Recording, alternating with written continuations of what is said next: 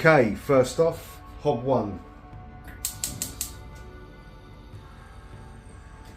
Medium heat. About 5 pints of water in a saucepan. Into that, all of our whole spices, your cinnamon sticks, star anise, cardamoms, all that stuff goes into there. We're going to let that sit there. Right, on low heat in your stock pot, you want to add 4 tablespoons of ghee butter. Now this recipe is completely vegan, vegetarian friendly, apart from the ghee butter. So to make it that way, you can always use your own oils, like vegetable, sunflower, but this is how we're doing it. Right, now the ghee butter is warmed up, we're going to add our ginger garlic paste. This is my own brand, I make it at home. It's 50% pure garlic, 50% pure ginger, tiny little touch of vinegar, just to give it a nice little bite to it, and a touch of water. And you can keep this in a jar. Don't keep it in the fridge because it will go funny and green. Keep it on the side at room temperature. But you can get this offline, online. You can get different ginger garlic paste. Just be careful of all the acids and preservatives they put in there. But right, 2 tablespoons of this.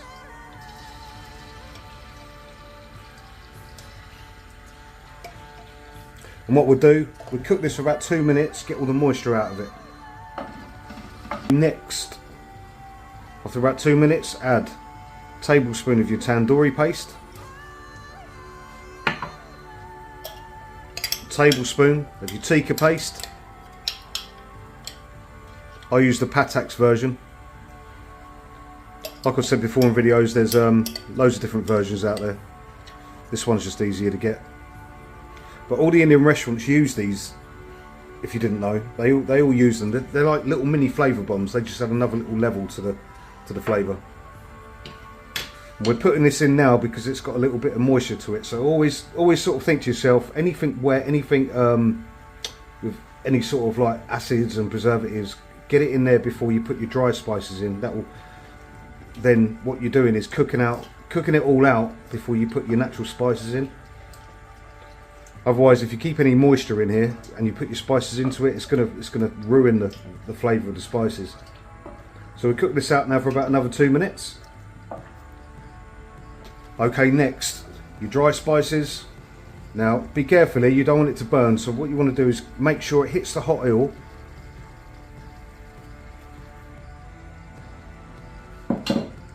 Have a little bit of warm water ready, because what we're going to do is just get this stirred in quickly.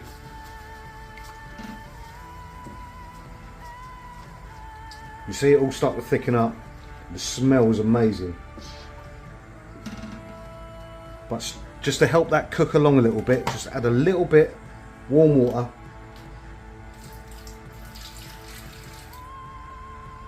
Don't use cold, it will kill the temperature.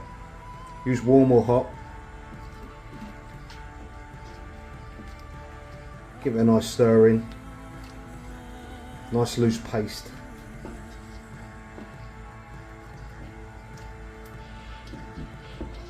Now we'll cook that for another 2 minutes. The whole idea of this is pre-cooking everything. So for instance, I spent the Sunday, half the day, I've got lamb, chicken, all my veg with the base gravy, all the tomato purees, all that sort of stuff. I spent half a day on a Sunday, yeah. I've made a month's worth of curries. Batching it all up into little portions, whacking it in the freezer, and then you are ready to go, basically. This is the old trick of it, you know. The cat's out the bag anyway. You can find it anywhere on YouTube now how to do this. There's so many good channels out there. But at the end of the day, it's having the time to prep it all and do all that stuff, you know. But like I said, half a day on a Sunday or whenever your day off is, or whenever you can be bothered. I do it all the time. I love it. But yeah, that's the convenience of it. Where I'm at in Newbury, there is no decent curry house. It is fucking terrible, I tell you, it is awful. And since doing this for a few years now and letting people know all about it, everyone's knocking on the door to saying, "I'll do some curry, put an order in." I'll tell you what, if I had the financial backup, I'd open a restaurant, I tell you. But And it's also about putting your own little touch on it, you know, what you prefer, what you don't prefer. You can really make it, put your own stamp on it, you know what I mean? But yeah, basically, I say it's easy. It's time consuming doing all the prep, but once all that prep is done, you want a curry on a Saturday, you just take your few little boxes and batches out of the freezer, let them defrost. You're turning out the best curries ever, according to you. And that's what it's all about. Beautiful. Okay, after your dry spices are cooked, get all your veg mixed up into it like that. We'll cook this off now for about 5 minutes. What we're going to do next is turn off the first saucepan where these whole spices have been cooking. Look at the colour of the water now. All that flavour is in that water. So we will now add this to the stock pot, get a sieve.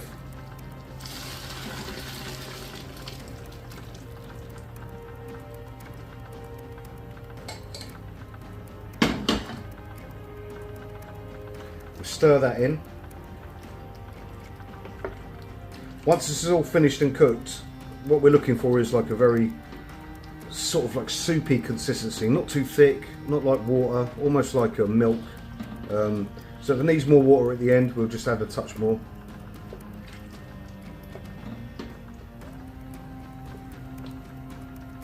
And we won't season this with salt or anything because we're going to add salt in the curry dishes we cook later on. So keep this on low now, and we'll have this cooking for about an hour.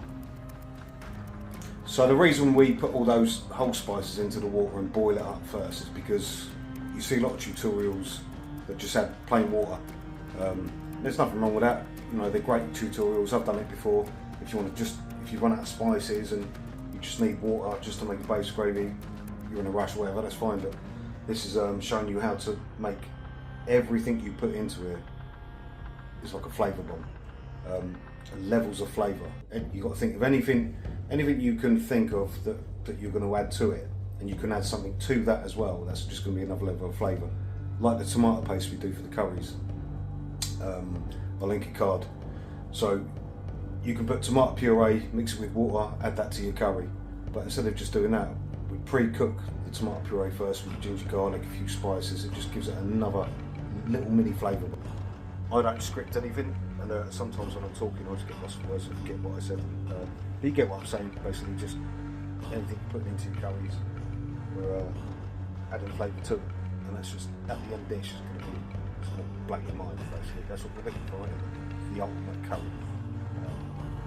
Yeah, so enjoy. That's been about an hour now. They have all softened up. So get your magic little blender. I definitely advise getting one of these because you don't want to be pouring all this stuff into a blender and it makes so much mess, and it's, you know, sometimes you have to do it in batches. Just get yourself a little wham blender like this. You can get them off Amazon for like 8 to 10 quid. Blitz it up.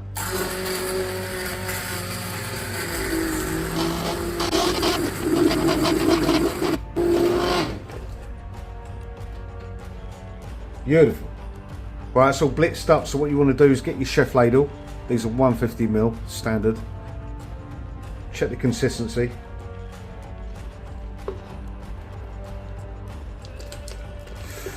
That is, I would say, a touch, just a touch too thick. So what you can do is add a little bit of warm or hot water. Like I said, you don't want it like pure water, and you don't want it like soup. You want it to have that sort of milk consistency. Otherwise, if it's too thick in your curries go really dry, and if it's too watery, it's going to take longer to cook. And you don't want to be adding too much water to your curries. The whole idea is cooking out all the moisture, like I said before. Let's have a look at that now. Spot on. Okay, if you're carnivore like me and you don't give a bollocks, full fat cream. This will give a lovely glossy texture to your base gravy. also another dimension of flavour. But if you're vegan, him, her, dustbin, vegetarian or whatever, just don't add it. And there we go. There's your base. So on your average curry, you probably use, I would say on average, 3 chef ladles, which are one of these, 150ml. One of them times 3 for every curry. So when you get your little bachelor, your little Tupperware boxes, just put 3 of these into a box, and that's all you need for 1 curry. So this will probably do about 8 to 10. Like I said before, depending on how greedy you are and sort of even what curry you're cooking. But yeah, 3 150ml chef ladles will do you 1 curry on average. Happy cooking, people.